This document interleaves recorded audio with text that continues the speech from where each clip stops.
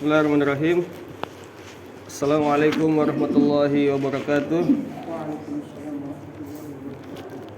Innal hamdalillah nahmaduhu wa nasta'inuhu wa nastaghfiruh wa na'udzu billahi min shururi anfusina wa min sayyiati a'malina. May yahdihillahu fala mudhillalah wa may yudlil falan tajida lahu waliyan mursyida. Ya ayyuhalladzina amanu ittaqullaha haqqa tuqatih wa la tamutunna illa wa antum muslimun. Ya ayuhan nas ittaqu rabbakumul ladzi khalaqakum min nafsin wahidah wa khalaqa minha zawjaha wa batha minhuma rijalan katsiran wa nisaa'a wattaqullaha alladzi tasaaluna bihi warham innallaha kana 'alaikum raqiba. Ya ayyuhalladzina amanu ittaqullaha wa qulu qawlan sadida yuslih lakum a'malakum wa yaghfir lakum dhunubakum wa may yuti'illaha wa rasulahu faqad faza fawzan 'azima. Amma ba'du fa inna asdaqal hadithi kitabullah wa khairal hadi Muhammadin sallallahu alaihi wasallam wa syarrul umuri muhdatsatuha wa kullu muhdatsatin bid'ah wa kullu bid'atin dhalalah wa kullu dhalalatin finnar. Ikhwani wa akhwati fid din, kaum muslimin wa muslimat rahimani Allah wa iyyakum jami'an. Bapak-bapak, ibu-ibu yang saya hormati, insyaallah pada kesempatan kali ini 20 Sya'ban H-10 menjelang Ramadan ya, Ahad pagi, seperti biasa kita akan melanjutkan durus kita ya, kita akan melanjutkan pelajaran kita. Jadi kita dapat nama untuk pelajaran kita ini, kita namakan dengan apa? Durusul Aqidah liman hajar hadisah ya. Jadi kajian rutin Ahad kita ini yang membahas tentang kitab-kitab akidah kita namakan dengan Durusul Aqidah liman hajar hadisah. Yang artinya pelajaran-pelajaran akidah bagi orang-orang yang baru saja berhijrah. Durusul Aqidah liman hajara haditha.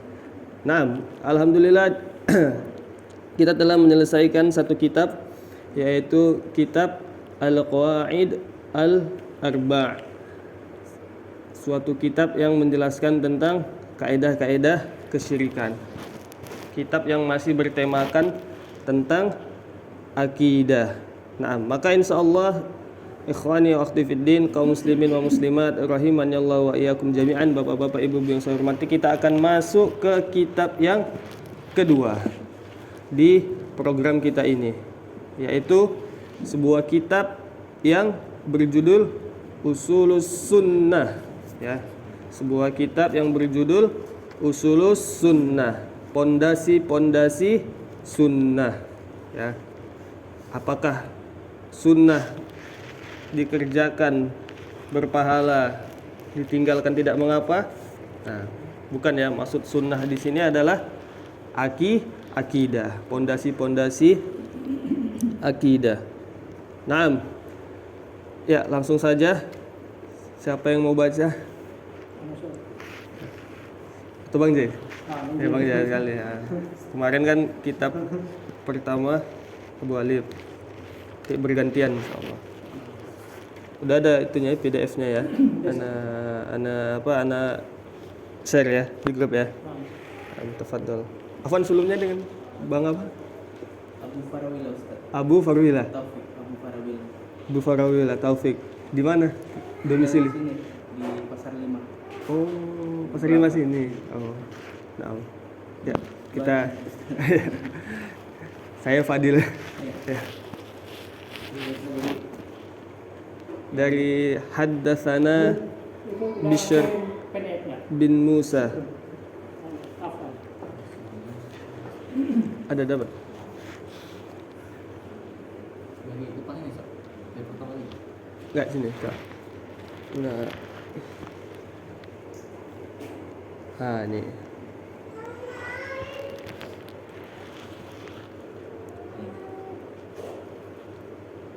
A'udzu billahi minasy syaithanir rajim. Bismillahirrahmanirrahim.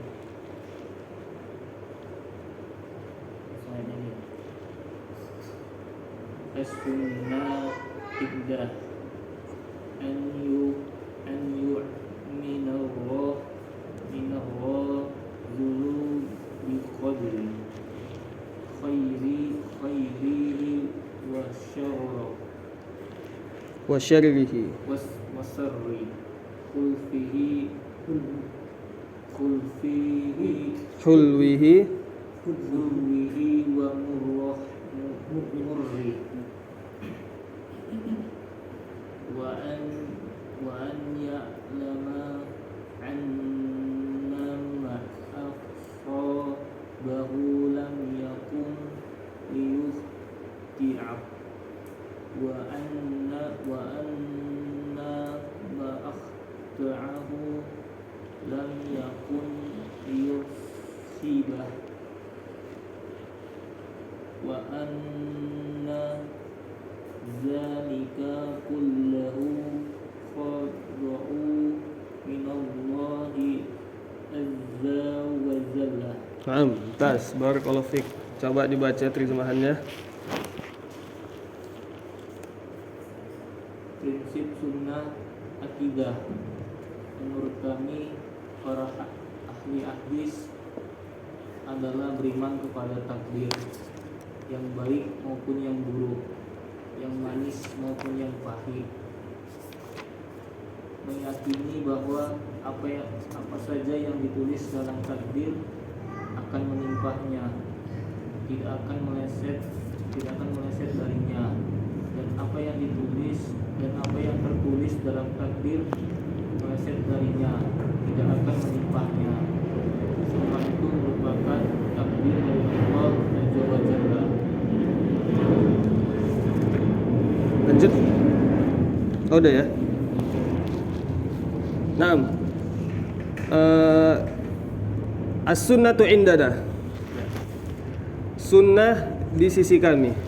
Ayyumina ar-rajul bil qadari khairihi wa syarrihi hulwihi wa murrihi wa ayya'lama anna ma asabahu lam yakun liyukhti'ahu wa anna ma akhta'ahu lam yakun liyusibahu wa anna dzalika kullahu qada'un minallahi azza wa jalla. Naam.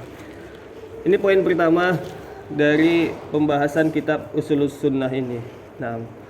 Mungkin lebih baik sebelumnya kita kenal dulu ya siapa penulis kitab ini ya. Siapa penulis kitab Ushulus Sunnah ini? Naam. Jadi penulis kitab Ushulus Sunnah ini itu namanya adalah Abdullah bin Az-Zubair bin Isa bin Ubaidillah bin Usamah. Ya, namanya adalah Abdullah bin Az-Zubair bin Isa bin Ubaidillah bin Usamah. Jadi nama dia sebenarnya adalah Abdullah. Ya, nama bapaknya Az-Zubair. Nama kakeknya Isa. Nama kakek bapaknya Ubaidillah. Nama kakek dari kakeknya itu adalah Usama. Ya. Jadi namanya cuman Abdullah aja. Ya. Dan memang seperti itulah nama-nama salaf itu satu-satu aja ya. Nama-nama nabi juga cuman satu-satu saja. Isa, Musa, Muhammad. Nah, kalau kita Muhammad Isa Yusuf. Ya, dirangkap sekali tiga. Dan nama yang paling Allah cintai apa? Ahabbu asma'i indallah Abdullah wa Abdurrahman. Nama yang paling Allah cintai adalah Abdullah dan Abdurrahman. Nah, kunyahnya.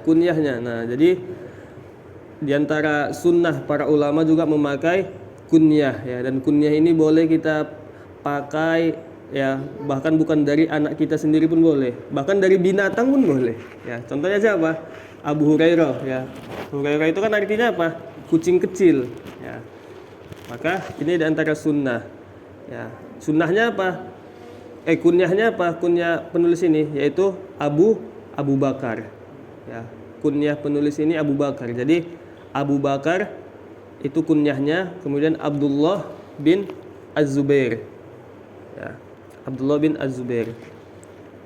Sukunya adalah Quraisy. Sukunya adalah Quraisy ya. Jadi beliau ini satu suku dengan Nabi Muhammad alaihi salatu wassalam ya. Dan pemimpin itu, khalifah itu harus dari suku Quraisy ya, Pak, ya. Bukan berarti ini maksudnya Allah mengutamakan satu suku di atas suku yang lain, tidak ya. Kata Allah kan apa di dalam surah Al-Hujurat, ya ayuhan nas inna khalaqnakum min dzakari wa unsa wa ja'alnakum syu'uban wa qabaila lita'arafu inna akramakum 'indallahi atqakum. Kata Allah apa? Sesungguhnya ya, inna akramakum 'indallah, sesungguhnya orang yang paling mulia di sisi Allah di antara kalian siapa? Atqakum, adalah orang yang paling bertakwa ya. Maka ini terserah Allah, mau orang Jawa dibuat Allah jadi khusus khalifah, ini ketetapan dari Allah, bukan berarti Allah itu mengutamakan satu suku atas yang lain, enggak. Yang paling mulia di sisi Allah itu adalah orang yang paling bertakwa. Dan jangan anggap ya jadi khalifah itu enak ya. Justru pertanggungjawabannya berat ya. Nah, itu sukunya. Tadi namanya Abdullah. Kemudian nama bapaknya Zubair, nama kakeknya Isa, kunyahnya Abu Bakar, sukunya Quraisy. Nah, guru-gurunya, siapa gurunya? Penulis kitab ini. Ya. Belum tahu siapa gurunya? Guru penulis kitab ini yaitu siapa? Muhammad bin Idris. Itu gurunya. Tahu siapa Muhammad bin Idris? Nah, gurunya itu adalah Imam Asy-Syafi'i, ya. Guru Abdullah bin Az-Zubair ini itu Imam Syafi'i. Siapa lagi gurunya? Gurunya yang berikutnya Fudail bin Iyad. Tahu antum sering dengar Fudail bin Iyad, itulah guru dari Al-Imam Humaidi ini. Ya, itulah guru dari Al-Imam Humaidi ini. Terus siapa lagi gurunya? Ya, gurunya yang berikutnya adalah Sufyan bin Uyainah. Ini kan nama-nama besar ini. Nama-nama besar ini. Ya, gurunya ada para ulama besar ya. Jadi itu gurunya. Tadi namanya Abdullah, kunyahnya Abu Bakar, sukunya Quraisy. Ya, guru-gurunya Imam Asy-Syafi'i, kemudian Sufyan bin Uyainah, kemudian Fudail bin Iyad ya. Kemudian antum tahu siapa muridnya? Muridnya tahu siapa? Muridnya adalah Muhammad bin Ismail Al-Bukhari. Ya, jadi Imam Bukhari itu muridnya Imam Humaidi ini. Imam Bukhari itu muridnya Imam Humaidi ini ya. Penulis kitab tersohi di dunia ya. Kemudian siapa lagi muridnya? Muridnya adalah Abu Zur'ah dan Abu Hatim Ar-Razi. Kalau antum pernah dengar Abu Zur'ah dan Abu Hatim Ar-Razi, ulama yang berkeliling, ada kitab mereka. Abu Zur'ah dan Abu Hatim Ar-Razi ini mereka punya kitab akidah ya. Ceritanya mereka menulis kitab akidah ini, mereka keliling dunia ya, menjumpai lebih dari 1000 guru dan menanyakan tentang akidah 1000 guru tersebut.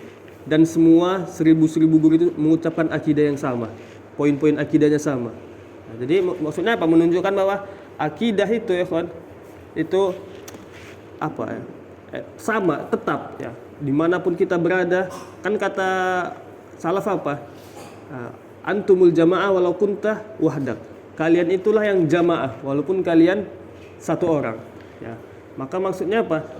Waalaikumsalam warahmatullahi wabarakatuh. Maksudnya ya, walaupun kita sendiri di satu tempat, tapi ya akidah kita itu sebenarnya adalah akidah yang dimiliki oleh banyak orang ya. Akidah kita adalah akidah yang jamaah ya, yang banyak orang yang memilikinya. Abu Zur'ah dan Abu Hatim Ar-Razi ya. Jadi itu tadi namanya Abdullah, kunyahnya Abu Bakar, sukunya Quraisy, guru-gurunya Fudail bin Iyad, Sufyan bin Uyainah, Muhammad bin Idris Asy-Syafi'i ya. Murid-muridnya siapa? Muhammad bin Ismail Al-Bukhari, Abu Zur'ah dan Abu Hatim Ar-Razi ya. Kemudian pujian ulama kepadanya ya. Cukuplah mungkin ya kita bawakan satu aja, yaitu Imam Ahmad bin Hambal mengatakan ya, Imam Ahmad, siapa Imam Ahmad? Satu dari 4 imam mazhab ya. Imam Ahmad, Imam Ahlus Sunnah ya. Imam yang dipenjara 3 khalifah ya. Beliau mengatakan Al-Humaidi indana imamun, kata Imam Ahmad ya. Bayangkan antum dipuji, bagaimana antum dipuji siapa ulama yang paling antum sikohi saat ini? Misalnya Syekh Shalih Fauzan misalnya. Misalnya Syekh Shalih Fauzan muji antum. Jailani itu adalah imam bagi kami. Nah, bayangkan. Contohnya seperti itu. Nah, Imam Ahmad memuji Humaidi mengatakan apa? Humaidi indana, Imam Humaidi itu bagi kami imam, adalah pemimpin. Ya. Jadi nggak macam-macam ini penulis kitab ini. Penulis kitab Ushul Sunnah ini bukan orang yang sepele ya, bukan ulama yang tidak dianggap. Bahkan Imam Ahmad mengatakan ya Humaidi itu adalah imam bagi kami. Ya. Maka nggak perlu ragu kita tentang penulis kitab ini. Karena ini penting ya ikhwan. Mengenal penulis itu penting. Mengenal penulis kitab itu penting. Kenapa? Karena waktu kita hidup di dunia ini sebentar ya. Waktu kita hidup di dunia ini sebentar dan kitab-kitab yang ditulis itu banyak. Jangan sampai kita menghabiskan waktu membaca kitab yang ternyata ya ditulis bukan oleh seorang yang muktabar misalnya, bukan oleh orang yang dianggap ya. Walaupun kita tidak mengesampingkan isinya. Cuman kenapa? Cuman kan kata Muhammad bin Sirin apa? Inna hadzal ilma din fanzuru amma ta'khuduna dinakum. Kata Muhammad bin Sirin rahimahullah apa? Inna hadzal ilma din. Sesungguhnya ilmu agama ini adalah agama kalian. Fanzuru amma ta'khuduna dinakum. Maka lihatlah dari mana kalian mengambil ilmu agama ya. Ya contohnya aja kalau kita mau berobat maka kan kita pasti tanya dulu ke orang-orang ya, mana dokter yang bagus ya. Pasti kita mencari dokter yang emang sudah dapat rekomendasi ya. Sudah mendapat rekomendasi. Oh, di sana itu dokternya lulusan S3 Kanada misalnya. Oh, di sana itu dokternya lulusan SMA. Maka kan kita pasti memilih yang S3 ya. Kenapa kita milih yang sana? Karena kita tahu biografinya. Oh, dia ilmunya udah tinggi. Nah, begitu juga dalam masalah dunia ya, yang selesai ketika kita telah meninggal. Apalagi masalah agama yang ketika kita meninggal barulah dimulai segala yang telah kita pelajarin ini ya.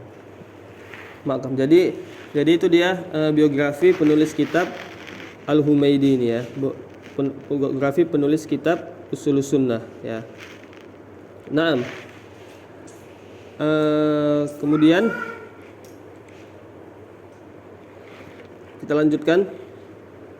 Nah, jadi poin pertama yang dibahas beliau di sini adalah iman kepada takdir. As-sunnatu indana ayyumina rajul bil qadari khairihi wa syarrihi hulwihi wa murrihi. Ya. As-sunnah. Nah, apa maksudnya sunnah di sini ya, ikhwan? Ya. Sunnah itu sebenarnya ikhwan, itu maknanya ada 5 ya. Lebih kurang ada 5.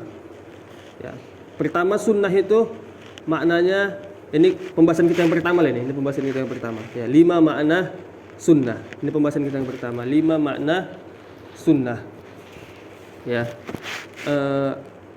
Sebenarnya sudah kita jelaskan ini makna sunnah. Kita membahas tentang kitab Ushulus Sunnah juga, yaitu Ushulus Sunnah Imam Ahmad ya. Ada 5 atau 6 lebih kurang makna sunnah. Yang pertama makna sunnah itu apa? Makna sunnah itu yang pertama adalah jalan hidup ya. Jalan hidup. Ini makna sunnah yang pertama, yaitu jalan hidup. Jadi kalau dibilang sunnahnya siapa? Sunnahnya Pak Taufik gitu misalnya. Nah, itu berarti jalan hidup biografinya gitu, biografinya. Itu yang sunnah pertama. Kemudian sunnah yang kedua maknanya apa? Sunnah yang kedua itu maknanya adalah Islam itu sendiri. Nah, Islam itu sendiri. Nah, jadi bisa dibilang apa agamamu? Agamaku sunnah. Kan kata Imam Ar-Barbahari, ya, tahu untuk Imam Ar-Barbahari, salah seorang ulama yang menulis kitab Syarhus Sunnah, Syarh Sunnah Al-Barbahari. Di kitabnya ini insyaallah akan masuk program kita juga, Durusul Aqidah liman hajara hadisah, ya. Syarhus Sunnah Al-Barbahari. Dia itu di awal-awal mengatakan al-Islam huwa sunnah was sunnatu hiyal Islam. Ya. Imam Barbahari mengatakan sunnah itu adalah Waalaikumsalam warahmatullahi wabarakatuh. Sunnah itu adalah Islam dan Islam itu adalah sunnah. Ya. Ya, kenapa sunnah itu dinamakan Islam? Ya karena ya emang segala yang dijalankan Nabi itu itulah sunnah dan itulah Islam. Ya, itulah Islam yang murni. Maka di luar itu bukanlah Islam. Ya, di luar itu bukanlah Islam. Ya. Itu mana sunnah yang kedua. Kemudian mana sunnah yang ketiga apa? Mana sunnah yang ketiga adalah ya ma udifa ilan nabi alaihi salatu wasalam ya min qaulin wa fi'lin wa sifatin wa khuluqin. Ya, ini menurut para ulama ahli hadis. Ya, ini menurut ulama ahli hadis. Ya. Sunnah itu kata ulama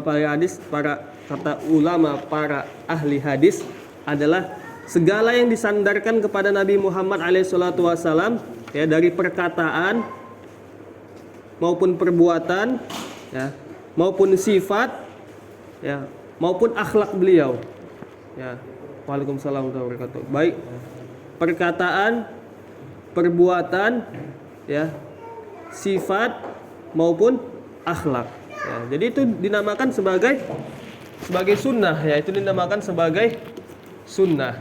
Ya, jadi misalnya perkataan Nabi Muhammad mengatakan innamal a'malu binniyat wa innamal likulli imri'in ma nawa. Faman kanat hijratuhu ilallahi wa rasulihi fa hijratuhu ilallahi wa rasulihi. Faman kanat hijratuhu lidunya yusibuha aw imra'atin yankihuha fa hijratuhu ila ma hajara ilaihi. Ya. Kata Nabi Muhammad, sesungguhnya amalan-amalan itu tergantung dengan niat. Nah, ini kan Nabi mengatakan. Jadi kan Nabi mengatakan, maka ini dinamakan sebagai sunnah. Contoh yang lain sunnah yang dalam bentuk perbuatan, ya. Misalnya Nabi Muhammad mengatakan kan Sallu kama ra'aitumuni usolli. Salatlah kalian seperti bagaimana aku salat. Nah, gerakan Nabi itulah dinamakan dengan sunnah, ya. Sifat Nabi, misalnya Aisyah mengatakan kana khuluquhul Quran, kata Aisyah. Akhlak Nabi itu ya Quran itu sendiri. Ya, di mana Nabi Muhammad ya ketika Aisyah cemburu datang madunya membawakan makanan, kemudian Aisyah yang menempel piring sampai jatuh. Nah, itu juga dinamakan dengan sunnah, ya. Kemudian bentuk tubuh Nabi.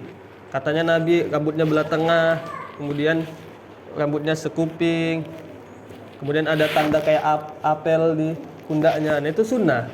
Ya, itu sunnah menurut para ahli hadis. Itu yang ketiga. Kemudian sunnah yang keempat menurut para ahli fikih yaitu apa yang dikerjakan berpahala, ditinggalkan tidak berdosa. Ya. Yang dikerjakan berpahala, ditinggalkan tidak berdosa. Yaitulah makna sunnah. Itulah makna sunnah.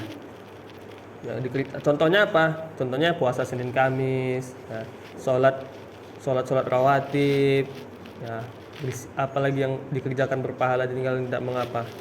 Sholat duha, ya, misalnya. Jadi apalagi yang sunnah-sunnah. Misalnya bersiwak, begitulah. Itu sunnah yang keempat. Kemudian sunnah yang kelima apa? Sunnah yang kelima ini mirip dengan makna sunnah hadis tadi, yang hadis. Tapi bedanya apa? Dihapus yang sifat dan akhlak. Ya. Dan ditambah takrir. Ya, jadi kalau yang hadis tadi kan perkataan, perbuatan, sifat, akhlak kan. Nah, kalau yang menurut ulama usul fikih, jadi yang pertama tadi sunnah secara bahasa. Kemudian yang kedua, ya, sunnah itu adalah Islam. Kemudian yang ketiga, sunnah menurut para ahli hadis. Kemudian yang keempat, sunnah itu menurut ulama fikih. Nah, yang kelima, sunnah menurut ulama usul fikih. Jadi beda antara fikih dengan usul fikih, ya. Antara hadis dengan usul hadis pun beda. Ada nanti ilmu-ilmunya. Menurut ulama usul fikih, sunnah itu ma'udifa ilan nabi min qaulin wa fi'lin wa takririn. Ya, apa yang disandarkan kepada Nabi dari perkataan, perbuatan dan takrir dan keputusan. Jadi selain perkataan, perbuatan dan selain perkataan dan perbuatan ada lagi satu lagi tambahannya, yaitu takrir, keputusan Nabi Muhammad alaihi assalatu wassalam ya. Jadi keputusan Nabi, ya takrir Nabi misalnya apa? Misalnya keputusan Nabi ketika ada sahabat yang mereka safar, kemudian mereka ya kehabisan bekal, kemudian mereka berhenti di suatu kaum. Nah, yang mana kaum ini mengatakan, ada nggak yang bisa ruqyah di antara kalian? Kemudian pemimpin safarnya itu, aku bisa meruqyah. Kemudian diruqyahlah dengan surah Fatihah. Nah, kemudian dikasih hadiah berupa kambing, ya kan? Kambing, gulai kambing. Nah, kemudian mereka nggak mau makan, para sahabat ini. Mereka bawa dulu kepada Nabi Muhammad.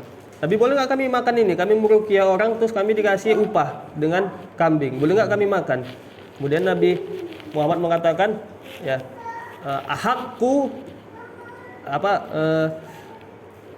upah yang paling berhak kalian terima adalah upah dari pengajaran Al-Quran. Ya, maka ini takrir Nabi, berarti boleh dimakan. Nah, itu juga dinamakan sebagai sunnah. Itu juga dinamakan sebagai sunnah, ya. Nah, jadi ini dia. Kemudian satu lagi yang keenam.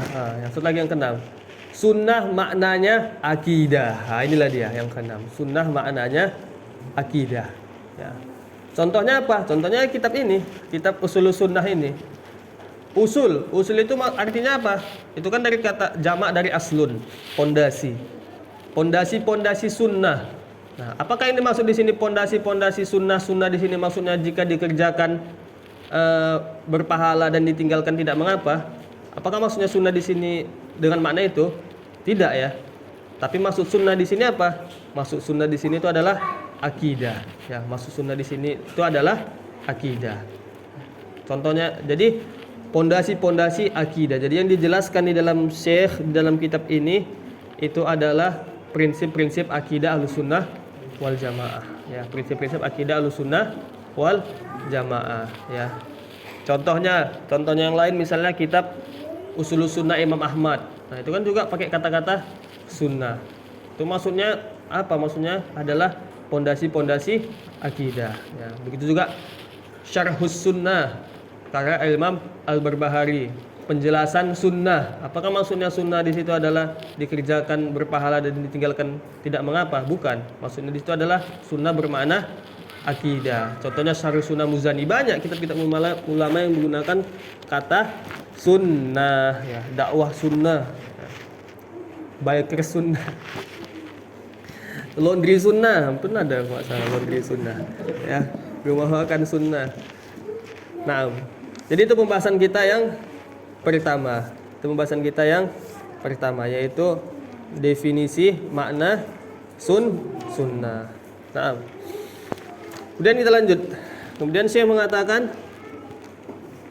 mengatakan di sini, as-sunnatu indana ayyumina rajul bil qadari khairihi wa syarrihi hulwihi wa murrihi wa ya'lam anna ma asabahu lam yakun liyukhti'ahu wa anna ma akhta'ahu lam yakun liyusibahu anna dzalika kullahu qada'u min Allah azza wa jalla.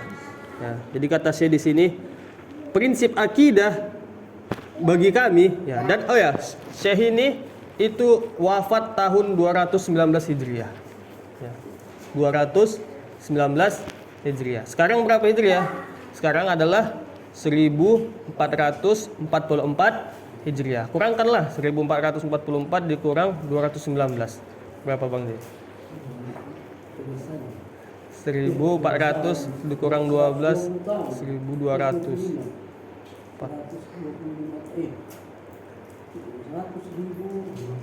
1225. 1225. 1444 dikurang 219. 1225. 1225 tahun yang lalu kitab ini ditulis. Udah bukan 1 abad, bukan 2 abad, tapi 1 milenium. 1 milenium masih kitab ini masih ada di tangan kita. Ya, itu menunjukkan apa? Menunjukkan berkahnya. Ya, maksudnya menunjukkan ikhlasnya niat penulis kitab kitab ini ya. Nah, kitab-kitab apa keduniaan sekarang ya baru 10 tahun udah revisi, sudah ganti ya. Jadi 1000 tahun yang lalu akidahnya juga masih sama dengan akidah kita sampai sekarang. Ya, menunjukkan ikhlasnya niat penulis ya, menunjukkan ikhlasnya niat penulis. Ya, karena apa kata para ulama, mangkana lillahi fahuwa yabqa. Apa yang dilakukan lillah, apa yang dilakukan karena Allah, maka dia akan baqiyah, maka dia akan tetap ya. Nah. Ya, jadi itu dia. Nah, apa yang pertama, poin pertama? Poin pertama itu berkaitan dengan takdir ya. Syekh mengatakan, ya Al-Imam mengatakan, akidah bagi kami adalah beriman kepada takdir yang baik maupun yang buruk, yang manis maupun yang pahit. Ya, meyakini bahwa apa saja yang ditulis dalam takdir akan menimpanya, tidak akan meleset darinya, dan apa yang tertulis dalam takdir meleset darinya tidak akan menimpanya. Semua itu merupakan takdir dari Allah Azza wa Jalla. Jadi ini pembahasan kita yang kedua. Pembahasan kita yang kedua adalah ya, semua ikhwan, semua yang terjadi di alam semesta ini itu semua telah ditetapkan oleh Allah Subhanahu wa taala ya. Nah, teorinya memang kadang mudah ya mengucapkannya. Mengucapkannya memang kadang mudah. Semua yang telah ditetapkan oleh Allah ini itu takdir. Tapi ketika kita dapat takdir yang pahit ya, itu udah ilmu akidah itu udah itulah apa? Akidah itu bukan sekedar teori ya, tapi harus diamalkan ya kawan ya. Kata Ustadz Raihanul Bahrain ya. Kenal tuh Ustadz Raihanul Bahrain ya? Yang dokter itu, Dr. Raihanul Bahrain. Penyebab utama orang gila itu apa? Kata beliau. Penyebab utama orang bisa jadi gila kan banyak nih zaman ini, apalagi zaman baru ini banyak penyakit mental ya. Bukan penyakit fisik yang berbahaya, penyakit mental. Penyebab utama orang jadi penyakit gila, sakit mental itu apa? Cuman tidak menerima takdir ya. Itu kata Ustaz, nggak bisa nerima takdir ya. Kan banyak tuh melihat orang sakit mental padahal dia orang kaya ya. Dan banyak orang yang tinggal di kolong jembatan itu mentalnya lebih sehat. Kenapa? Karena dia yang udah biasa hidup kaya mungkin ya itu. Tapi ketika dapat musibah nggak terima takdir, nggak terima ketetapan. Jadi mentalnya nggak terima. Jadi stres lah, depresi dan lain sebagainya. Berbeda dengan orang yang di kolong jembatan misalnya, udah dia terima takdir, ya sehat-sehat aja mentalnya, nggak sakit ya. Makanya antum misalnya ini nasihat untuk diri anda pribadi ya. Kalau lagi ada masalah, cobalah ingat-ingat. Di luar sana banyak orang yang buta ya. Di luar sana banyak orang yang nggak ada tangannya, nggak ada pendengarannya, nggak ada kakinya. Kita masih lengkap semua. Masih bisa melihat, masih ada tangan, masih ada kaki ya. Semana cobaan kita dibandingkan orang-orang yang nggak ada kakinya itu ya. Nggak ada tangannya, anggota tubuhnya nggak lengkap. Ya, matanya bayangkan buta ya, nggak bisa ngelihat. Antum bayangkan antum buta coba. Bisa nggak antum kuat menjalani kehidupan ini? Tapi orang buta aja dia sehat-sehat aja, ya fine aja. Itu satpam di tempat kami di Ulul Himmah itu tangannya nggak ada. Tapi bisa ngangkat galon, bayangkan masukkan galon ke tempat galon itu bisa. Dan itu nggak ngeluh. Emang happy aja masih main bola apa segala macam. Padahal tangannya satu nggak ada. Nah, kita baru ketimpa masalah dikit, udah. Kayaknya ini bisa jadi renungan buat kita ya. Jadi itu pembahasan kita yang kedua, yaitu apa? Yaitu semua yang Allah tetapkan dan inilah yang diyakini 1225 tahun yang lalu oleh Al-Imam Abdullah bin Zubair Al-Humaidi dan para imam salaf yang lainnya yang merupakan murid dari Imam Syafi'i dan merupakan guru dari Imam Bukhari. Mereka meyakini bahwa semua ketetapan baik yang jelek maupun yang manis, yang baik yang buruk maupun baik, semua itu adalah takdir dari Allah Subhanahu wa taala ya, takdir dari Allah Subhanahu wa taala. Dan kapan Allah menetapkan takdir ini ya kawan? Kapan? Bukan sebelum penciptaan langit dan bumi, bukan 10 tahun sebelum penciptaan langit dan bumi, bukan 100 tahun sebelum penciptaan langit dan bumi, bukan 1000 tahun sebelum penciptaan langit dan bumi, tapi berapa? 50.000 tahun sebelum penciptaan langit dan bumi. 50.000 tahun, antum bayangkan. 50.000 tahun sebelum penciptaan langit dan bumi ya. Jadi kalau antum ya apa? Itu sering itu, misalnya HP antum jatuh, tak sengaja, retak layarnya. Ya. Antum bilang dalam hati, ini udah ditetapkan 50.000 tahun sebelum penciptaan langit dan bumi. HP antum layarnya pecah, itu udah ditetapkan 50.000 tahun sebelum penciptaan langit dan bumi. Ya. Antum lagi buru-buru ke kantor, rupanya jalan ditutup ada pesta. Itu kan sebel. Udahlah kalau nggak pinjer potong gaji ya kan. Nah, itu sebelnya luar biasa, jalan ditutup. Antum katakan ini udah 50.000 tahun.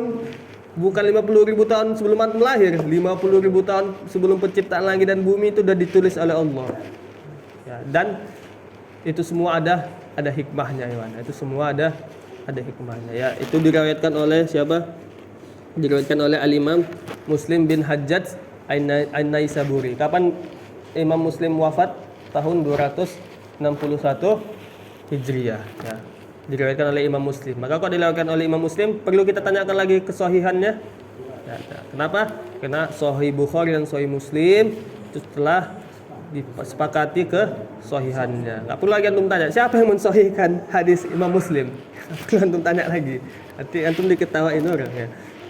Ya, jadi Imam Muslim mengatakan ya, Nabi Muhammad mengatakan ya, kataballahu maqadir khalaiq qabla ay yakhluqas samawati wal ard bi khamsina alfasana. Nah, Nabi Muhammad mengatakan Allah telah menciptakan takdir semua makhluk qabla ay yakhluqas samawati wal ard, sebelum menciptakan langit dan bumi, bi khamsina alfasana. Dengan jarak berapa? 50.000 tahun. Ini semua takdir kita ini telah ditetapkan. Jadi kalau gitu ngapain kita beramal? Ya kalau misalnya kita udah ditakdirkan jadi miskin ya, untuk apa kita beramal? Iya, nggak perlu antum beramal. Kalau antum sudah ditakdirkan jadi orang miskin, nggak perlu antum nyari duit. Tapi masalahnya antum tahu nggak antum ditakdirkan jadi orang miskin? Nah, kalau antum tahu udah nggak perlu antum beramal. Iya tuh, serius. Kita katakan, kalau antum tahu, antum udah ditakdirkan jadi orang miskin, antum pernah lihat Lauhul Mahfuz, oh aku udah ditakdirkan orang miskin, udah pasti masuk neraka. Gak perlu antum beramal, gak perlu antum sholat, gak perlu. Kalau antum udah tahu ya. Tapi masalahnya antum tahu nggak? Masalah antum nggak tahu. Ya, karena antum nggak tahu, makanya antum cari tahu dengan bekerja, ya beribadah. Nah kalau ujung-ujungnya antum ternyata emang miskin, ya udah berarti itulah takdir yang telah ditetapkan oleh Allah Subhanahu Wa Taala. Jadi kita coba, kan sering terdengar itu. Ya kalau kita udah ditakdirkan jadi orang miskin, ngapain kita berusaha? Ya yang betul. Kalau antum udah ditakdirkan jadi orang miskin, nggak perlu antum berusaha. Cuman pertanyaannya, antum tahu nggak antum udah ditakdirkan jadi orang miskin? Itu pertanyaannya. Antum tahu nggak? Nggak tahu. Ya udah. Kalau antum nggak tahu, antum cari tahu. Berusaha antum dengan usaha maksimal. Kalau ujung-ujungnya ternyata antum miskin, ya berarti ini memang takdir antum ya. Kalau antum udah tahu, udah nggak perlu. Tapi masalahnya nggak ada kita di dunia ini pun yang tahu tentang takdir ya. Nggak ada itu. Bahkan Nabi pun nggak tahu tentang takdir. Jibril pun nggak tahu tentang takdir manusia. Yang tahu cuman Allah Subhanahu Wa Taala ya. Jadi itu dia. Nah, kemudian sedikit juga tentang takdir. Kata para ulama ada 4 tingkatan takdir ya. Ada 4 tingkatan takdir ya. Ada 4 tingkatan takdir, dan ini bisa antum baca di kitab Syarah Tashil Al-Aqidah Al-Islamiyah yang ditulis oleh Syekh Abdullah bin Abdul Aziz Al-Jibrin ya. Syekh Abdullah bin Abdul Aziz Al-Jibrin dalam kitab Syarah Tashil Al-Aqidah Al-Islamiyah ya, ini salah satu aja di antara para ulama. Banyak lagi ulama yang mengatakan tentang 4 tingkatan takdir ini. Yang pertama apa?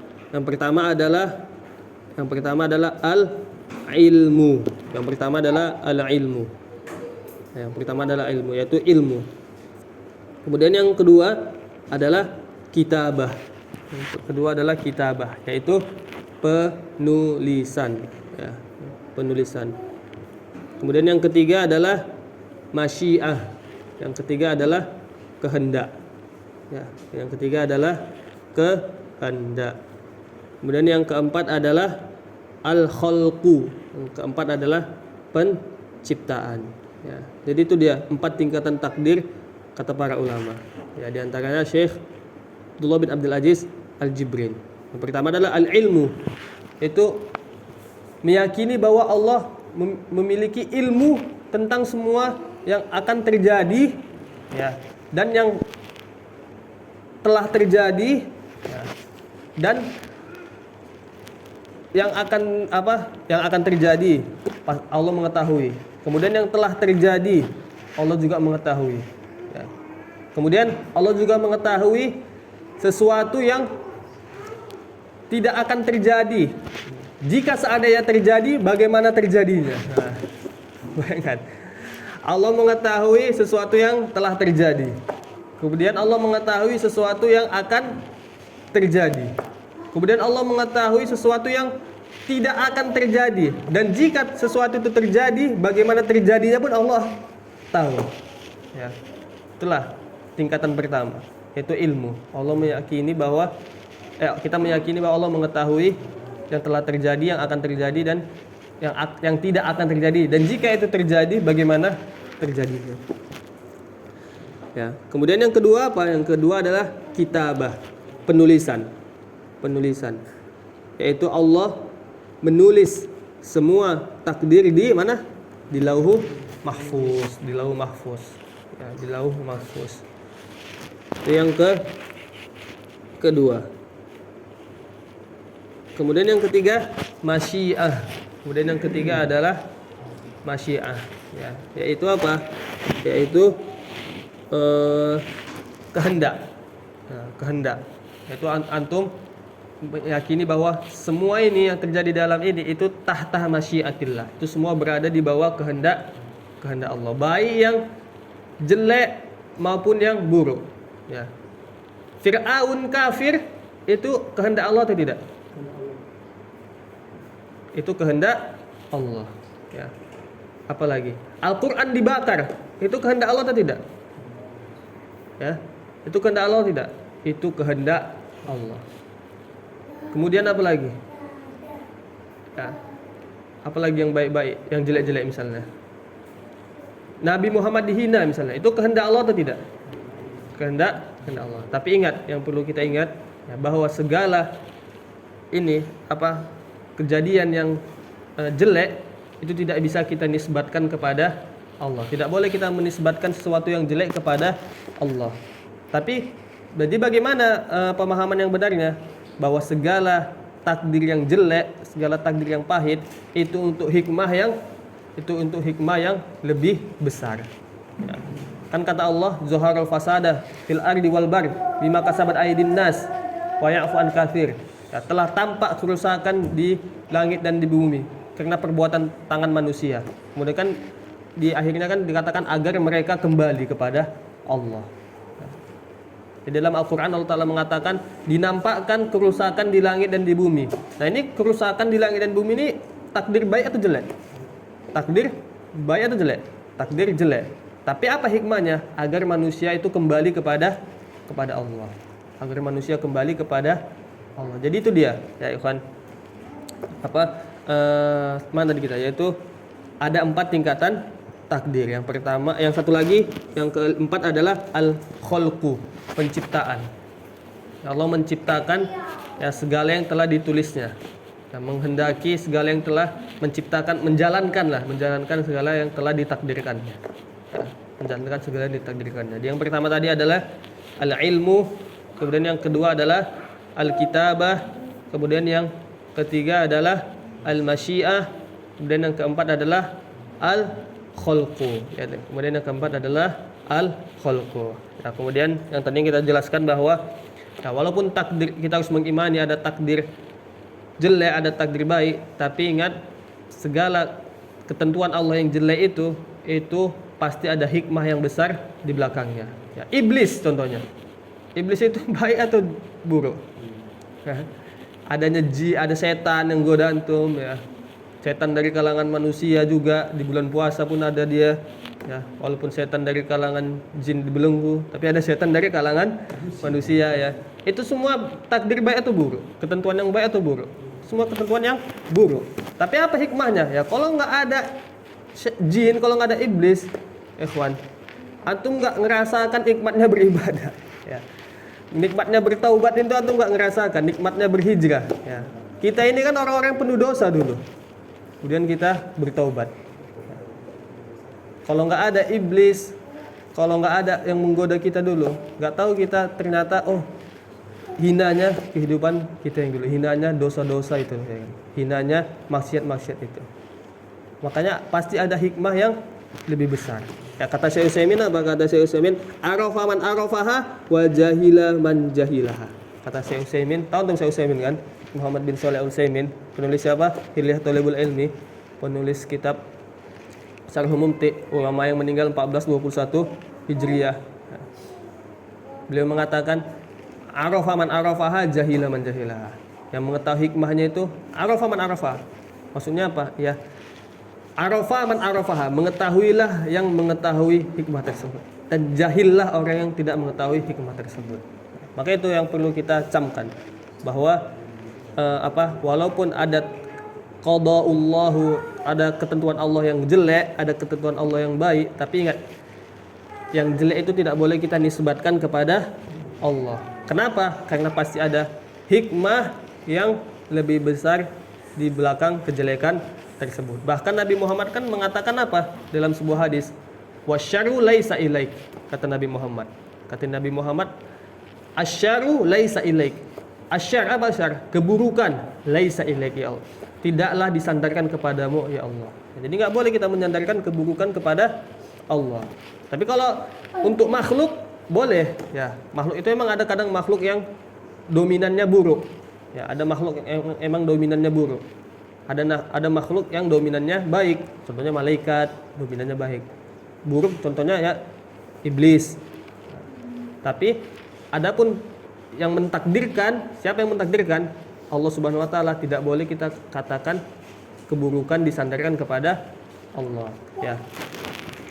Nah, ini kata Syekh Utsaimin di dalam Syarah Aqidah Wasithiyah. Ya, antum tahu kitab Aqidah Wasithiyah?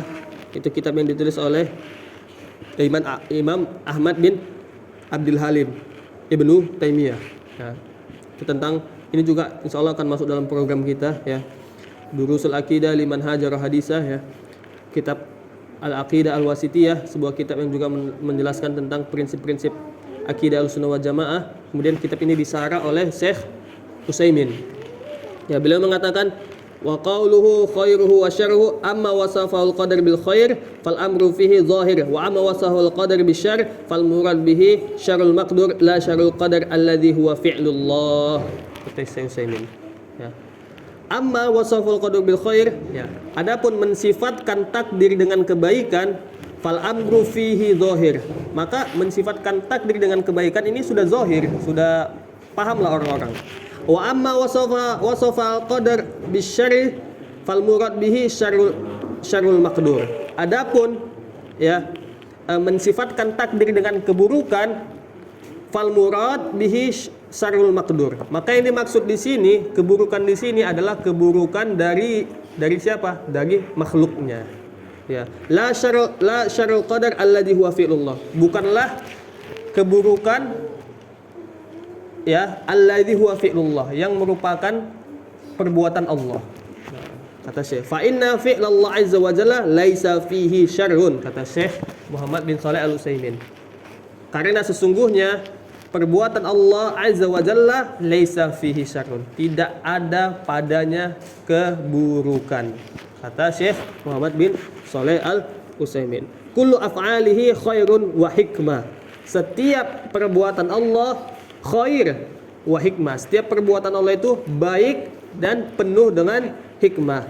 Lakinna syarra fihi maf'ulatihi wa maqduratihi. Tetapi keburukan itu terdapat pada makhluk-makhluknya. Fasyarru huna bi'tibaril maqdur wal maf'ul. Nah, intinya gitu ya kan. Intinya apa?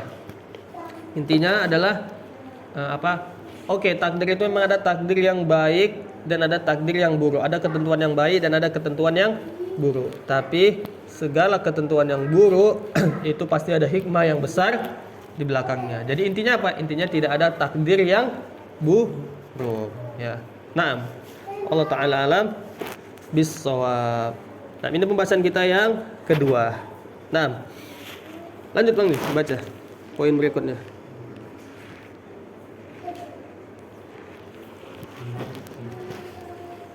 Memang merupakan ucapan dan perbuatan bisa bertambah dan berkurang. Iya. Bismillahirrahmanirrahim. Wa anna iyamana qawlu wa amal yazidu wa yanqus wala yanfa'u qawlu illa bi'amal wala amalu wa qawlu illa biriyah wala qawlu wa amalu wa niyyatu illa bisunnah. Iya, mumtaz. Barakallahu fiik. Ya. Kemudian artinya coba. Imam merupakan Iman itu ya, bukan imam. Iman. Iman merupakan ucapan dan perbuatan bisa bertambah dan berkurang. Ucapan tidak bermanfaat tanpa amal. Amal dan ucapan tidak bermanfaat tanpa niat ikhlas. Dan ucapan, amal, dan niat tidak bermanfaat tanpa sunnah. Nah. Ya. Kemudian kita lanjutkan perkataan Syekh Al-Imam Abdullah bin Zubair Al-Humaydi mengatakan, wa anal iman qaulun wa amalun yazidu wa yanqus wa la yanfa'u qaulun illa bi amalin wa la amalun wa qaulun illa bi niyatin wa la qaulun wa amalun wa niyatun illa bi sunnatin. Ya, kata Syekh ya Al-Imam Abdullah bin Zubair Al-Humaydi, iman merupakan ucapan dan perbuatan, bertambah dan berkurang. Ucapan tidak bermanfaat tanpa amal, amal dan ucapan tidak bermanfaat tanpa niat, dan ucapan, amal dan niat tidak bermanfaat tanpa sunnah. Ya. Jadi pembahasan kita yang ketiga, yaitu tentang definisi keimanan. Ya. Nah, jadi ini juga inilah pembahasan akidah. Ya, kita murja'ah juga. Ini sepertinya udah kita bahas ini ya kan, definisi keimanan di Qawaid Arba. Tapi kita bahas lagi untuk tambah melekatkan ilmu. Keimanan itu apa? Definisinya yaitu al-i'tiqadu bil qalb wan nutqu bil lisan wal amalu bil jawari yazid bit ta'ah wa yanqusu bil ma'siyah. Itu definisi keimanan, yaitu apa? Al-i'tiqad bi qalbi, meyakini dalam hati. Ya. Kemudian wan nutqu bil lisan, diucapkan dengan lisan, diucapkan dengan lidah, dengan mulut kita. Ya. Kemudian wal amalu bil jawarih, kemudian diamalkan dengan jawarih, dengan anggota badan. Ya, yazidu bit ta'ah, keimanan itu bertambah dengan ketaatan. Wa yanqusu bil ma'siyah, dan keimanan itu berkurang, ya. Keimanan itu berkurang dengan maksiat. Jadi itu definisi keimanan. Siapa yang mendefinisikan? Ya, di antara salah satu yang mendefinisikan ya ini Syekh Al-Imam Abdullah bin Zubair Al-Humaydi. Beliau mengatakan wa anal iman qaulun wa amalun yazidu wa yanqusu. Beliau mengatakan keimanan itu merupakan ucapan dan perbuatan, bertambah dan berkurang. Bertambah dan berkurang.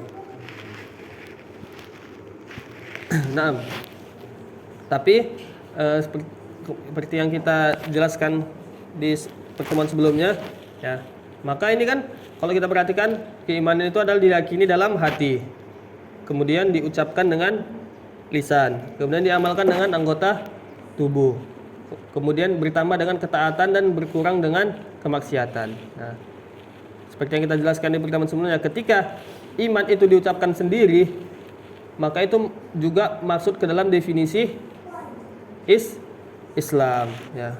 Tapi ketika iman dan Islam itu digabungkan dalam satu konteks pembahasan, maka iman itu maksudnya adalah apa? Iman itu maksudnya adalah amalan-amalan hati, sedangkan Islam itu adalah amalan-amalan zahir, amalan-amalan anggota tubuh, ya. Jadi seperti itu, ya. Ketika ini kan perhatikan, ini kan di sini iman ini kan ada nggak kata-kata Islam di poin yang ketiga ini, poin yang kedua ini nggak ada kan ya kata-kata Islam. Nah, maka maksudnya di sini definisi iman di sini itu maksudnya ya Islam itu juga gitu. Tapi kalau disebutkan ada kata-kata Islam di sini, contohnya apa? Contohnya di hadis Jibril. Ya, antum tahu hadis Jibril? Hadis Jibril itu adalah hadis kedua dalam kitab Al-Arba'in An-Nawawi ya. Ya, ini banyak faedah di hadis Jibril. Kita baca ya. Seru hadisnya. Hadis Jibril ini ya kita bacakan. Jadi hadis ini diriwayatkan oleh Imam Muslim bin Hajjaj. Artinya hadis ini sahih atau dhaif? Sahih. Karena diriwayatkan oleh Imam Muslim bin Hajjaj dari Umar bin Khattab. Umar bin Khattab mengatakan, "Bainama nahnu julusun 'inda Rasulillah sallallahu alaihi wasallam zata yaumin ittala 'alaina rajul syadidu bayadis siyab syadidu sawadis sya'r la yura 'alaihi asar as-safar wa la ya'rifu minna ahadun." Hatta jalasa ila Nabi alaihi salatu wasallam fa asna rukbatahi ila rukbatahi wa wada'a kaffai ala fakhidhihi fa qala ya Muhammad akhbirni 'anil Islam. Faqala Rasulullah alaihi salatu wasallam al-Islamu an tashhadu an la ilaha illallah wa anna Muhammadar Rasulullah wa tuqimas salati wa tu'tiyaz zakata wa tasuma Ramadan wa tahujjal baita in istata'ta ilaihi sabila. Qala sadaqta fa'ajibna lahu yas'aluhu wa yusaddiquhu qala fa akhbirni 'anil iman. Qala an tu'mina billahi wa malaikatihi wa kutubihi wa rusulihi wal yawmil akhir wa tu'mina bil qadari khairi wa syarrihi. Qala sadaqta. Qala fa akhbirni 'anil ihsan. Qala an ta'budallaha ka'annaka tarahu fa in lam yakun tarahu fa innahu yaraka. Qala fa akhbirni 'anis sa'ah. Qala mal mas'ulu 'anha bi'alam minas sa'il. Qala fa akhbirni 'an amaratiha. Qala an talida al amatu rabbataha wa antara al khufata al urata al ala ri'asha yatatawaluna fil bunyan. Suman talaqa fa labistu maliyan summa qala ya Umar atadri manis sa'il? Qala Allahu wa rasuluhu a'lam. Qala fa innahu Jibril atakum yu'allimakum dinakum. Rawahu Muslim. Ya, hadisnya. Hadis kedua di kitab Al-Arba'in An-Nawawi. Umar mengatakan, ketika kami sedang duduk bersama Nabi Muhammad. Nah, faedahnya apa? Faedahnya adalah antum kalau nongkrong itu sama orang yang berilmu. Duduk-duduk itu sama orang yang berilmu. Sahabat itu duduk-duduknya sama siapa? Bukan sama pelawak, tapi sama siapa? Kalau kita sekarang kan sukanya duduk-duduk sama kawan yang suka melawak. Enggak. Kalau sama orang soleh, bosan bahasannya agama terus. Nanti ditahzir lagi awak. Enggak, tapi sahabat itu apa? Duduk-duduknya sama Rasulullah. Ya. Zata yaumin ittala 'alaina rajul syadidu bayadi siyab syadidu sawadi syar. Tiba-tiba datang seorang laki-laki. Yang mana ini merupakan, yang laki-laki ini merupakan siapa? Malaikat Jibril. Maka faedahnya apa? Malaikat itu bisa berubah bentuk jadi manusia. Tapi itu atas kehendak Allah ya. Syadidu bayadi siyab syadidu sawadi syar. Pakaiannya sangat putih dan rambutnya sangat hitam. Faedahnya apa? Faedahnya ikhwan ya. Kalau antum ke majelis ilmu, pakailah yang terbaik. Ya, Jibril itu datang ketemu Nabi mau belajar pakai pakaian yang syadidu bayadis siyab. Pakaiannya sangat putih. Ya, kondisinya sangat bagus, rambutnya rapi. Ya, makanya faedahnya kalau ke majelis ilmu itu, ya antum kita berdandan kalau mau ke mall ya kan. Jangan kalau ke majelis ilmu baru asyik orang ngaji itu justru kalau ke majelis ilmu dengan penampilan yang terbaik. Kalau bisa gunakan ya pakaian yang disukai Nabi ya, pakai baju warna putih ya. Nah, nggak harus, cuman nggak wajib, cuman gitulah apa kata Nabi, man tasabbaha biqaumin fahuwa minhum. Siapa yang ikut ikut hidup suatu kaum fahuwa minhum, maka dia hatinya nanti jadi cenderung sama kaum tersebut. Ya, makanya kita dilarang ngikutin gaya orang kafir. Kenapa? Nanti kita cenderung hati kita suka sama orang kafir. Nah, kalau antum belum bisa suka sama orang-orang soleh, ya, maksudnya paling tidak ikutin gaya-gaya berpakaian mereka. Kan kata ya di perusahaan aja gitu ya. Kalau di perusahaan kan gitu.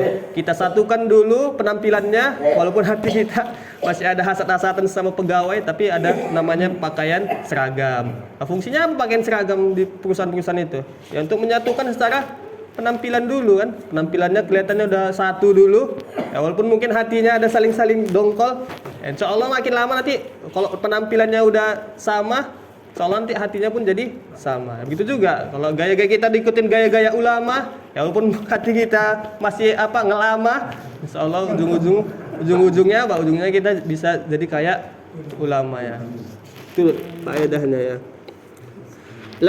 wala yaghafu min ahadin hatta jalasa ila nabi, sampai dia duduk dekat nabi. Faedahnya apa?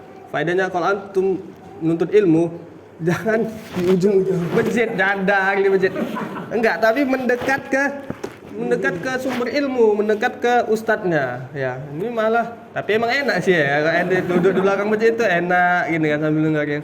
Tapi paling ya itu yang enggak jelek juga, cuman kenapa kata apa?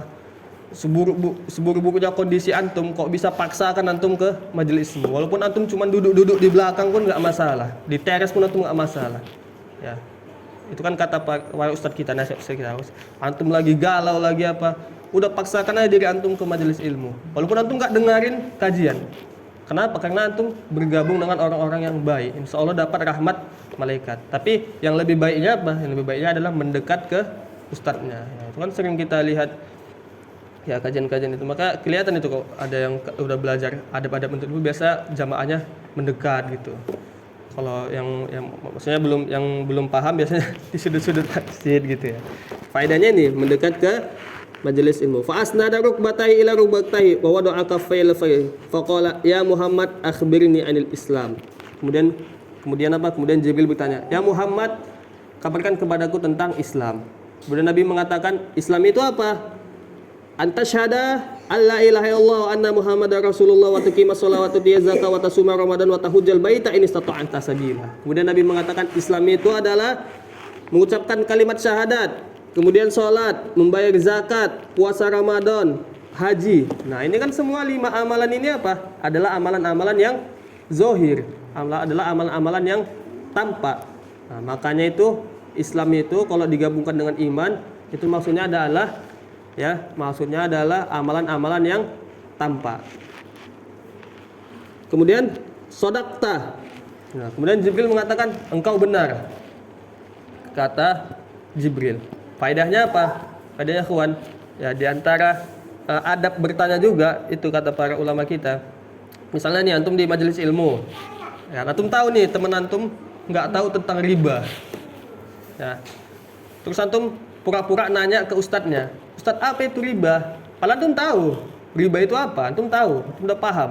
Nah, ada riba nasi'ah, dari mafadil. Nah, tapi antum untuk apa antum nanya kalau antum udah tahu? Maksudnya apa? Maksudnya agar ustadz menjelaskan biar kawan antum ini tahu. Nah, itu diantara faedah adabnya juga dalam bertanya. Ya, diantara adabnya dalam bertanya. Bukan antum nanya pengen ngetes ustadznya, bukan ya. Tapi apa? Tapi antum tahu, oh kawan ini nggak paham nih tentang apa misalnya tentang tentang isbal, terus tentang itu apa yang lima itu apa 5 hal yang dijaga di dalam agama. Nah, antum nggak tahu, pura-pura antum nanya. Nah, itu faedahnya dari hadis ini. Kemudian akhbirni anil iman. Nah, kemudian Jibril mengatakan kabarkan kepadaku tentang iman. Nah, ini kan disebutkan dalam satu tempat ada Islam, ada iman. Maka iman itu maksudnya adalah amalan-amalan. Kemudian jawaban iman itu apa kata Nabi Muhammad? Antu'mina billahi wa malaikatihi wa kutubihi wa rusulihi wal yaumil akhir wa tu'mina bil qadari khairihi wa syarrihi. Nah, kemudian Nabi Muhammad mengatakan iman itu apa? Iman itu adalah engkau beriman kepada Allah, malaikat, kitab, Rasul, hari akhir, wa tu'mina bil qadari wa khairihi wa syarrihi, dan engkau beriman kepada takdir yang baik maupun yang buruk. Ikhwan, di sini ada hikmah yang besar ya kata para ulama. Lihat di sini antum perhatikan ketika Nabi Muhammad mengatakan iman itu apa? Beriman kepada Allah, malaikat, ya kan? Kemudian beriman kepada kitab-kitab, beriman kepada Rasul, beriman kepada hari akhir. Tapi kemudian ketika mengucapkan tentang takdir diulangi lagi oleh Nabi, antu'mina. Nah, ketika mengucapkan 5 ini, Nabi cuma mengatakan antu'mina billahi wa malaikatihi wa kutubihi wa rusulihi wal yaumil akhir. Engkau beriman kepada Allah, malaikat, kitab, Rasul, hari akhir. Tapi ketika menyebutkan rukun iman yang ke-6, diulangi lagi oleh Nabi dengan antu'mina bil qadari khairihi wa syarrihi. Engkau beriman kepada takdir yang baik maupun yang buruk. Kata para ulama, kenapa Nabi mengkhususkan diulangi lagi tentang takdir? Nah, karena memang permasalahan keimanan kepada takdir ini itu adalah permasalahan yang berat ketika diamalkan. Kalau yang 5 ini oke, kita bisa beriman ya. Bisa kita beriman kepada Allah, pada malaikat, kitab, rasul, hari akhir, udah kita beriman.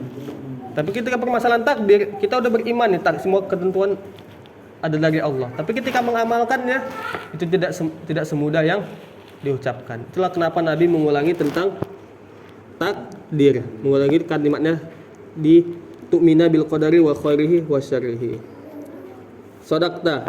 Nah, jadi itu dia. Intinya apa? Intinya itu ikhwan.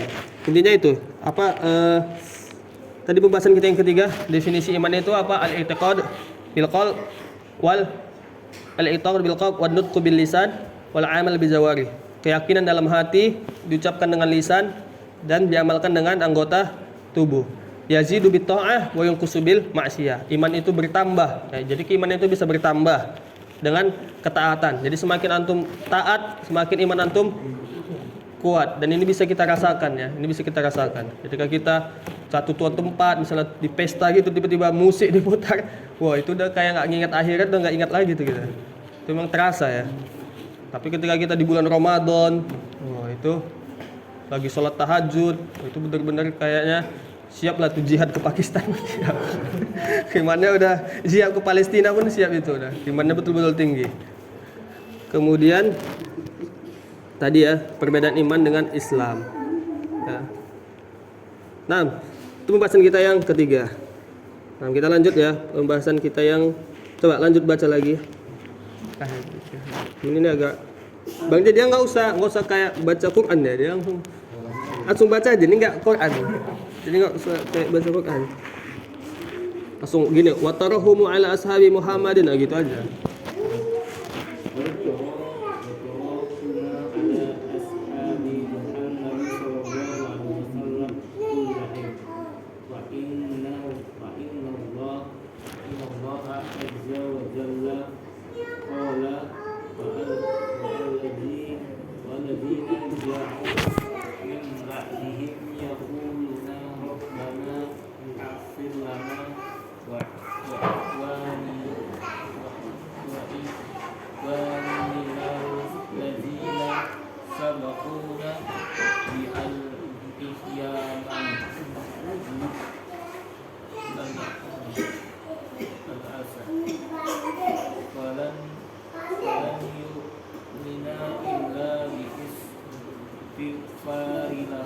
Nah, lihat skip dulu ya.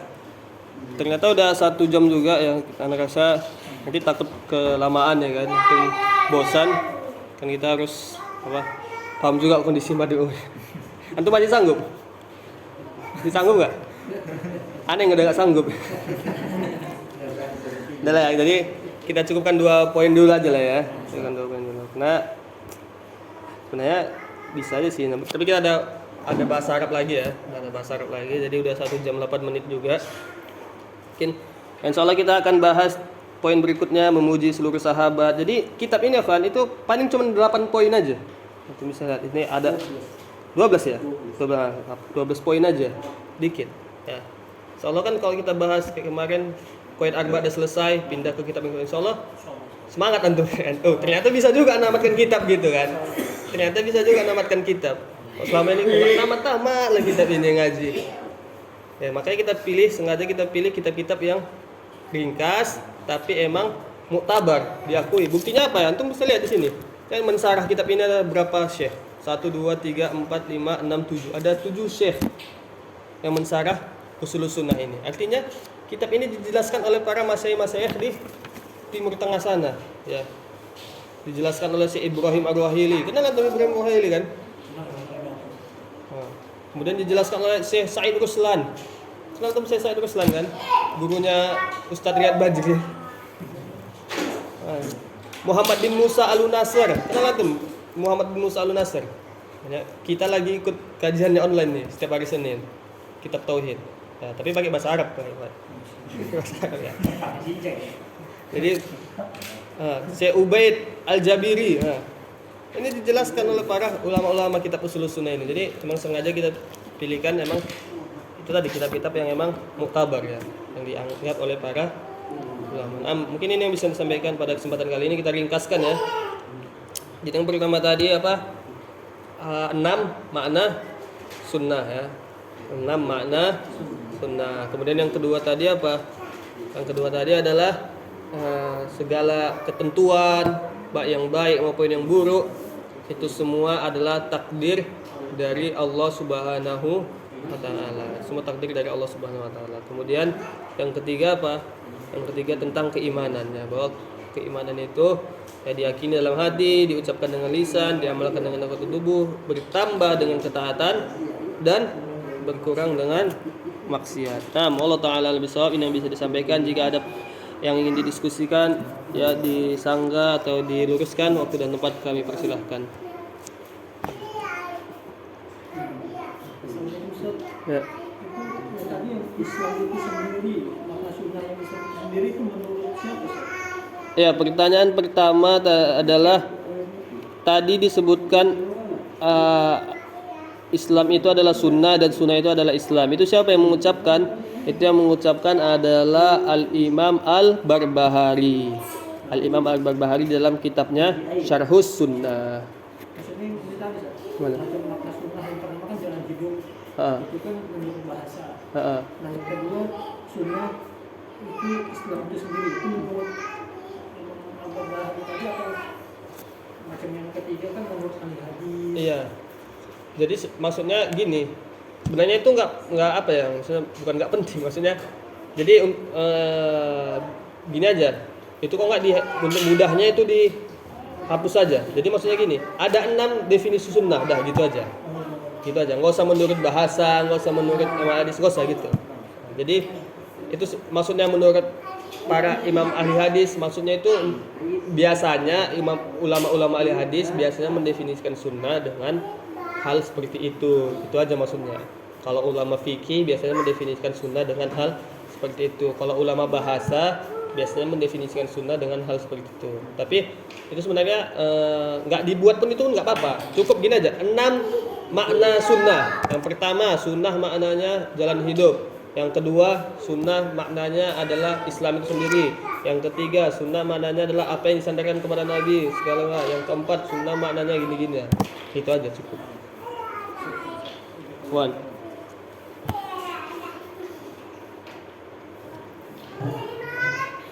Iya. Misalnya tadi belum jelas di sini Ustaz, al-Khalq Ustaz, penciptaan. Tambahan dari Ustaz tadi, agar Allah memperlihatkan. Iya. Pertanyaan kedua, apa yang dimaksud? Tadi kan tingkatan takdir ada 4.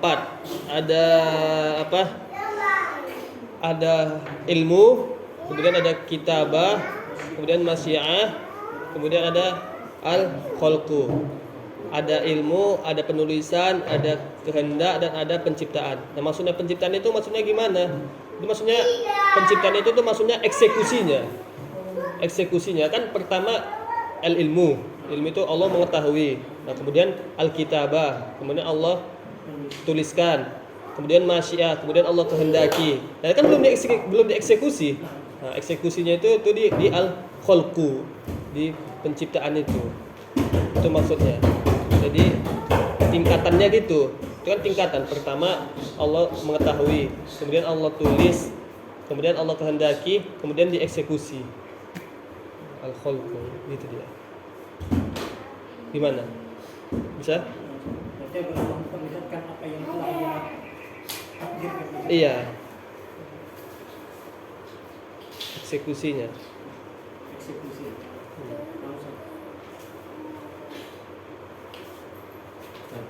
Ya. Ini kan yang tentang makna sunnah nih Ustaz. Yang ini kan kalau secara umumnya kan kita kan kalau dikerjakan berpahala, Iya. tidak berdosa ya. Karena kan di kalangan umum atau masyarakat, Iya. kan sering ada ngomong gitu Ustaz kan, kalau sunnah aja nggak apa-apa gitu. Iya. Kan. Jadi anggapan kita itu kalau kita yang nggak paham itu Iya. gimana kita menyikapinya Ustaz? Untuk yang kadang ngomong gitu, orang tua kadang ngomong gitu juga, Iya. yang biasa-biasa aja gitu maksudnya gitu. Ya. Pertanyaan ketiga, bagaimana sikap kita ketika ada orang yang mengatakan sunnah itu kan artinya cuman dikerjakan berpahala, ditinggalkan nggak mengapa gitu ya maksudnya. Ya kita ajarin lah. kita ajarin ya enggak apa ya enggak, sunnah itu maknanya bukan cuman itu, cuman kan masalahnya kalau orang yang di atas kita ini ya, apalagi orang tua ya maksudnya, kadang kalau anaknya yang jelasin ya sama kayak antum tahu kisah Imam Abu Hanifah. Abu Hanifah itu siapa Imam Abu Hanifah? Satu dari imam 4 madhab ya. 4 imam madhab, salah satunya itu Imam Abu Hanifah punya ibu ya. Jadi ibu ini bertanya kepada Imam Abu Hanifah, ya Imam Abu Hanifah, apa hukumnya ini? Kemudian dibilang Imam Abu Hanifah, oh ini hukumnya gini. Aku nggak percaya samamu, nggak percaya sama Imam Abu Hanifah. Kenapa? Karena ya anaknya sendiri ya tahu, anak dari kecil yang nyeboin ibunya, tiba-tiba udah besar sok tahu gitu. Sampai terakhirnya kata Ibu Imam Hanifah, bawa aku ke salah seorang ulama, lupa namanya. Bawa aku ke si fulan misalnya. Padahal si fulan ini derajatnya jauh di bawah Imam Abu Hanifah. Ya misalnya Syekh Shalih Fauzan lah gitu misalnya.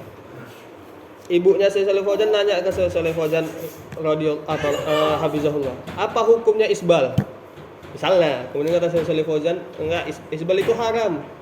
Aku enggak percaya samamu, Syekh Fauzan. Bawa aku ke Jailani. Wah, gitu baratnya antum disuruh gitu. Disuruh ibunya. Antum siapa dibandingkan? Ibaratnya gitulah. Kita siapa dibandingkan Syekh Shalih Fauzan? Dan datanglah Imam Abu Hanifah sama ibunya ke tempat ulama yang ilmunya ini di bawah Imam Abu Hanifah. Samaan ini datangnya bareng. Ya. Jadi Imam Abu Hanifah bukannya mengatakan ibu gak percaya sama aku ini imam loh katanya, enggak gitu ya. Kalau kita kan mak gak percaya sama aku, udah ngaji dah, udah tamatan UIM lah, LC aku nih. Kalau kita kan gitu, enggak. Imam Abu Hanifah enggak. Tapi apa yang Imam Abu Hanifah katakan, dibawa ibunya ke ulama itu, ilmunya jauh di bawah dia. Tanya, Bu, ya, siapa? Jualkos ya, masalah itu namanya. Kemudian ibunya ini nanya ke ulama itu, apa hukumnya ini? Tahu apa kata ulama yang ditanya itu? Bu, ibu nanya sama saya, sementara anak ibu adalah ulamanya Kufah. Anak ibu itu adalah orang yang paling faqih, paling berilmu di kota ini. Kok nanya sama anak? Kata ulamanya itu. Terus apa kata Imam Abu Hanifah? Kalau kita bagus. Kita gak percaya kan? Imam Abu Hanifah enggak. Udah bilang aja gini. Jadi didiktekan sama Imam Abu Hanifah. Didiktekan sama Imam Abu Hanifah dan dijawab persis. Kalau jawabannya gini. Barulah ibunya bisa menerima fatwanya tersebut. Jadi kadang emang kalau anak ini itu emang kadang nggak percaya. Kalau misalnya untuk jelaskan gitu ke orang tua, ternyata orang tua nggak bisa menerima. Emang perlu kadang pihak ketiga. Sama anak pun dulu di rumah, jadi ada di rumah kayak kaligrafi. Nah, kaligrafinya itu isinya ini jimat-jimat. Anak jelasin, nggak percaya orang tua anak, kamu dicabut. Jadi suatu hari datang kawan anak, sama kawan sekelas, namanya Jamaluddin, orang Dubai sana, orang Riau. Dia jelasin ke orang tuanya, langsung diturunkan. Wakil ini, wakil kejadiannya. Aneh yang jelasin nggak percaya. Kayak kawan aneh yang